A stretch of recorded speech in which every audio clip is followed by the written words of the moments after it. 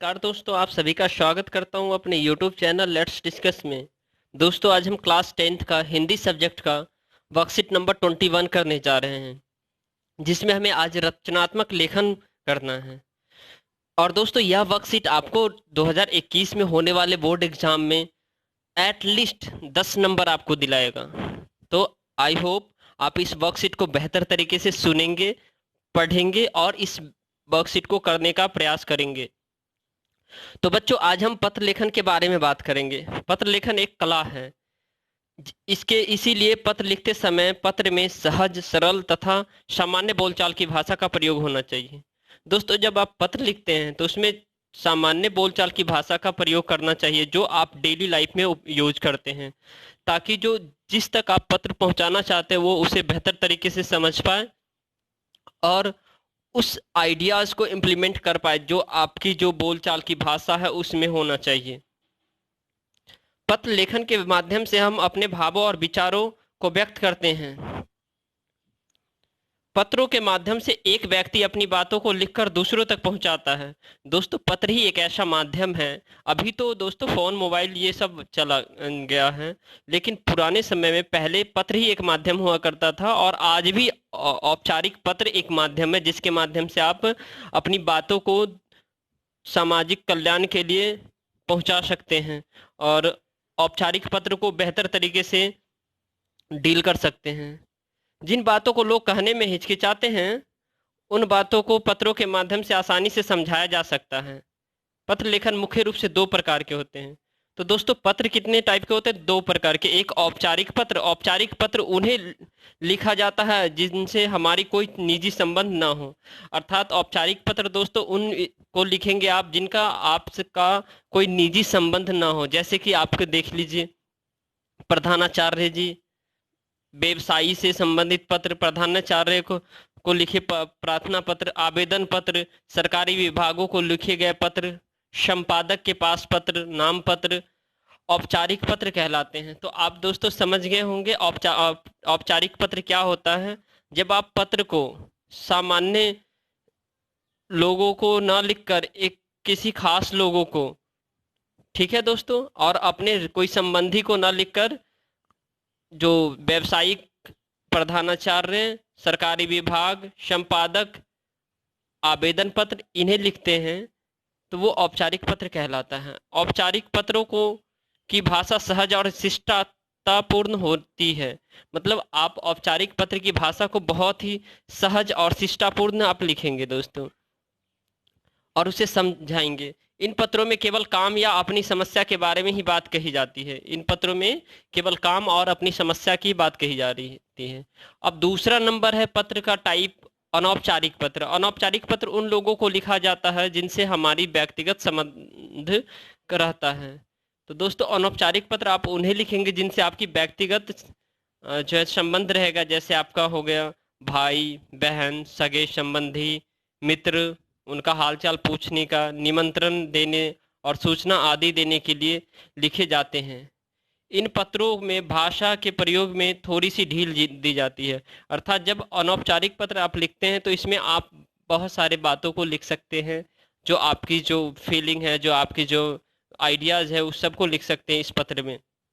इन पत्रों में शब्दों की संख्या असीमित होती है। शब्द इसमें लिमिटेशन नहीं होती है, असीमित होती है, क्योंकि इन पत्रों में इधर उधर की बातों का भी समावेश होता है।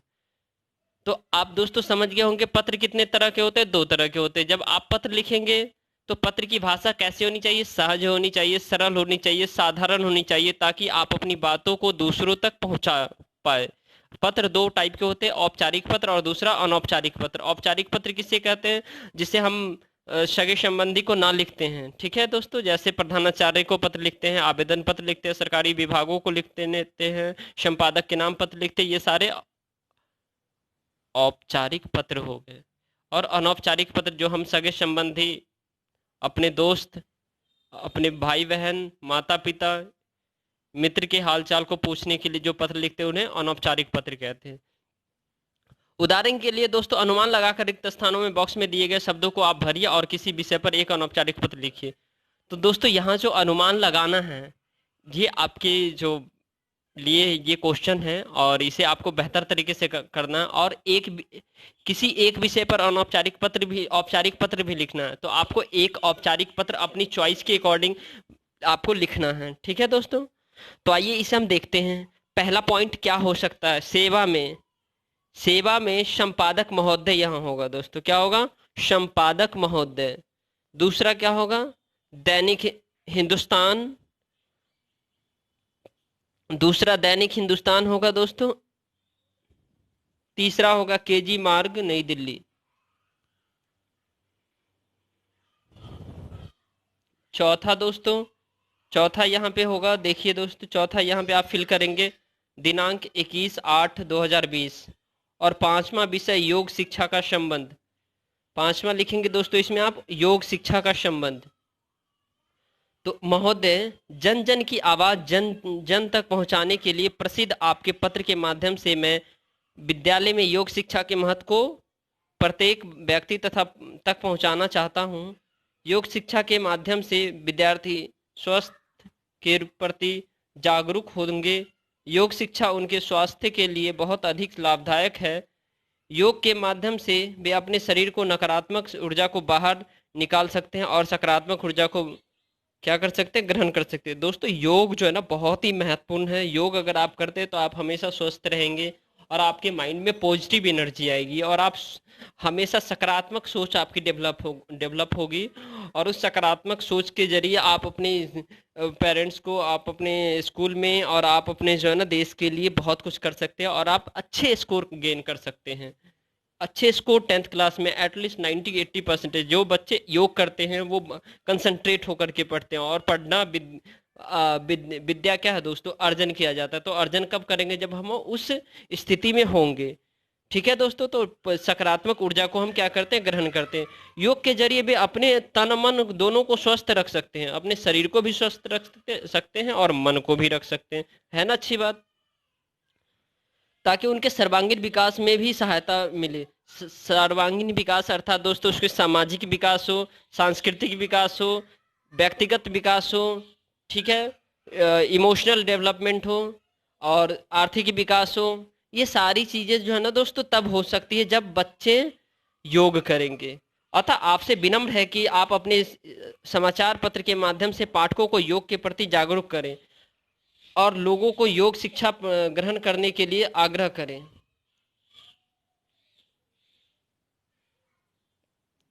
धन्यवाद भवदीय। तो आइए दोस्तों, यहाँ जो है ना कुछ यहाँ 6, 7 और 8 में क्या भरेंगे? तो 6, 7, 8 में दोस्तों से भवदीय, उसके बाद अपना नाम। अगर मेरा नाम है भरत है, अगर मेरा नाम ओम शांत है, मैं किसी का भी नाम लिख रहा हूँ तो वो अपना नाम लिखेंगे। 7 नंबर अपना पता। अगर मेरा पता जो है ना मैंने ऐसे लिख दिया, आप अपना पता लिखिएगा यहाँ पे, ठीक है।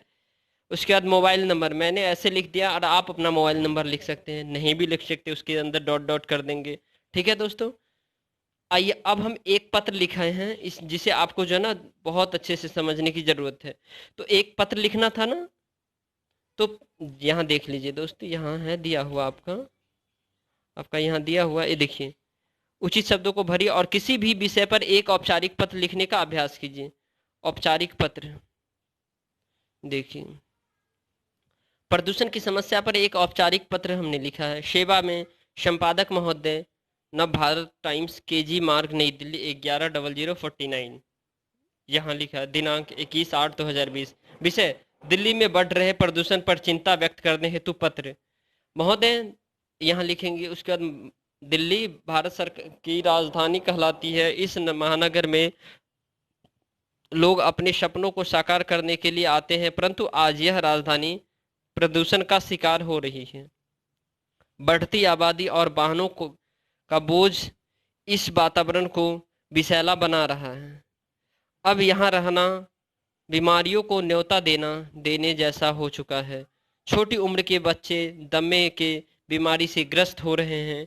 इस विषय पर सरकार कदम उठाते तो दिखाई देती, परंतु इस बार उनके कदम अधर में ही अटक जाते हैं। मतलब उन्होंने कोई ऐसा कदम ही नहीं उठाया है, जिस कारण यह समस्या दिन भर बढ़ती जा रही है।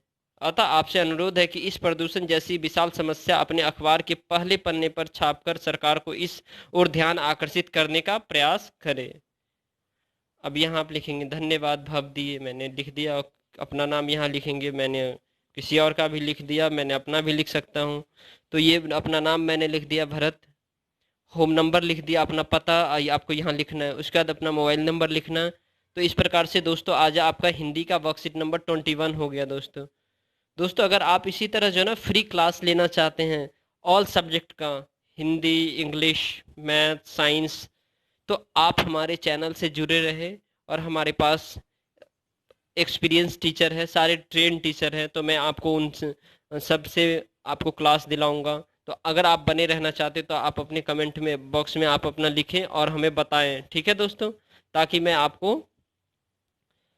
क्योंकि यह यूट्यूब चैनल आपके बगैर नहीं चल सकता, तो आप सहयोग करेंगे तब संभव है दोस्तों। तो थैंक यू दोस्तों फॉर वॉचिंग दिस वीडियो।